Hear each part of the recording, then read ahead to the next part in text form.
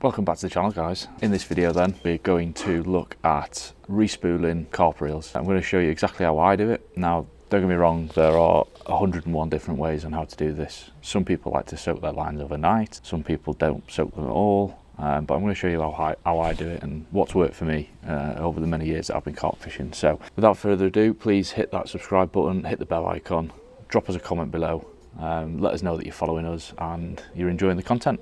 Let's get into it. First thing we're going to need is obviously reels. So I've got two that I'm going to do.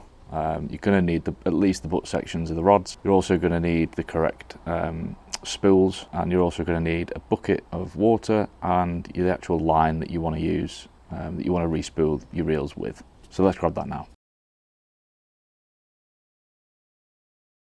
Okay, so we've got everything that we need. I'm going to move this bucket out of the way. We don't need that just yet. So obviously we've got our line. I'm going to be using Nash bullet mono in 12 pound. Okay, so this is 0.33 millimeter in diameter. Okay, so good line. We're going to use that. Obviously reels, ESP Onyx compact big pits. With these then, so generally they'll come with the shallow taper cone spool on them. So if you look at the stats on the bottom there, it goes up to like 0.37 and 0.4 mil diameter, so 15 and 18 pound roughly.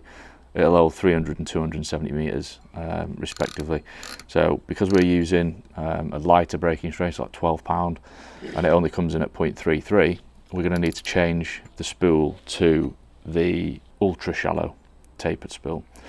And on the bottom here it says 10 pound 0.3 at low 320 meters, but then it actually got it bang on here, so 12 pound 0.33 mil. It holds exactly 300 meters. So that's the spool we're going to need. So we'll pop them on the reels now.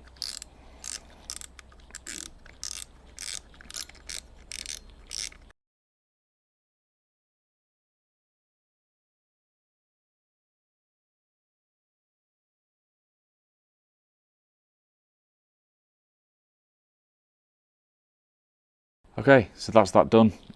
The next thing we're going to need to do is obviously put the reels on the rods. So we'll do that now.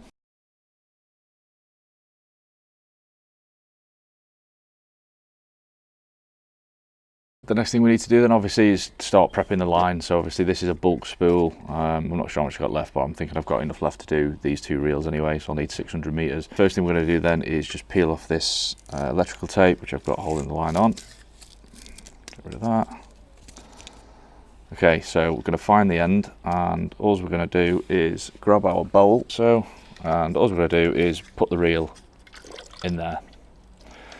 Now, I'm not a big fan of soaking spools, main reason being monofilament generally will absorb water. So if you do soak it overnight, it can, obviously it'll expand because it's taking on water. Then you reel it onto your reel. When it dries over time, it can leave little gaps and it won't be as tight as it was. That's what I found from personal experience, but if soaking it for 24 hours works for you, then that's great. Just let me know in the comments what works for you. But this is how I do it. So all we're going to do then is we're going to grab one of our rods. We're going to pass the line through the first eye on the butt section. Now these are retractable, so I'm going to retract that just so it's a little bit further away and it just makes it easier. Okay, now we come to actually tying onto the spool. So what's important now is that we release the bail arm. So we'll put the bail arm into the open position, and then all I'm going to do is I'm just going to tie a knot in the end of here. It's just a simple knot, and then what we're going to do is just trim off the tag end on the bottom of the reel. Okay, so we're going to trim off the tag end. We'll get rid of that as close as you can. It's only got to hold it on there for the first couple of turns till it grips. Then what we're going to do is obviously clear the rod of the actual bucket itself. We're going to activate the bail arm, so now the line is feeding, and then all we're going to do from here is hold in tension on the actual line. I will advise to use a towel of some description. Grip that nice and tight, and then all we're going to do is start to wind on. Just go gently to start with, just till the line starts to grip, and then we can gradually speed it up. And then all we're going to do is just spool on all the line.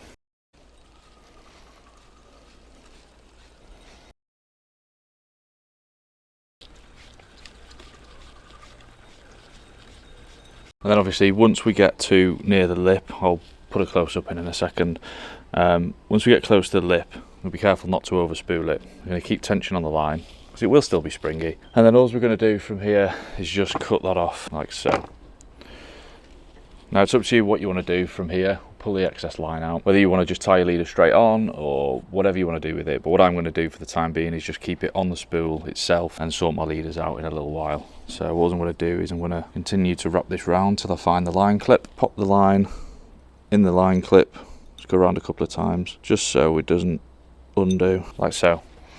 So that is one spooled up line on the new reel. So if you look at the actual reel itself, we've got a lip. I don't want it right up to the lip, okay? I like it just a little bit below, just having that little bit of resistance, just nice. At the end of the day, they are 10-foot rods, so I'm not looking at casting a million miles. I'm happy with that. That's on there now, and what is good for peace of mind as well is I know that nothing is going to happen to that line now because it hasn't had time to absorb any of the water. It's on there, it's on tight.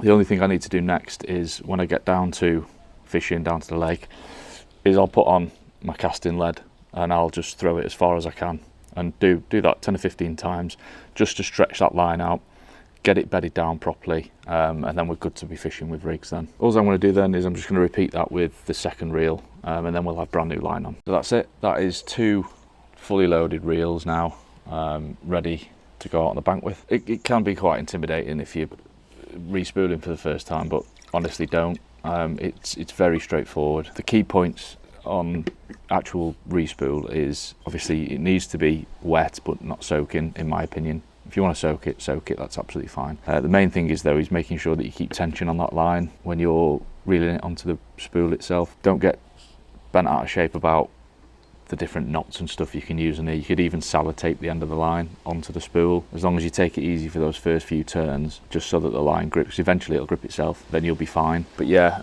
other than that, there isn't a great deal to it. Yeah, it just is what it is. Just make sure that when you're buying the line and stuff, you put in the correct spool on the reel if yours does come with 2 spools.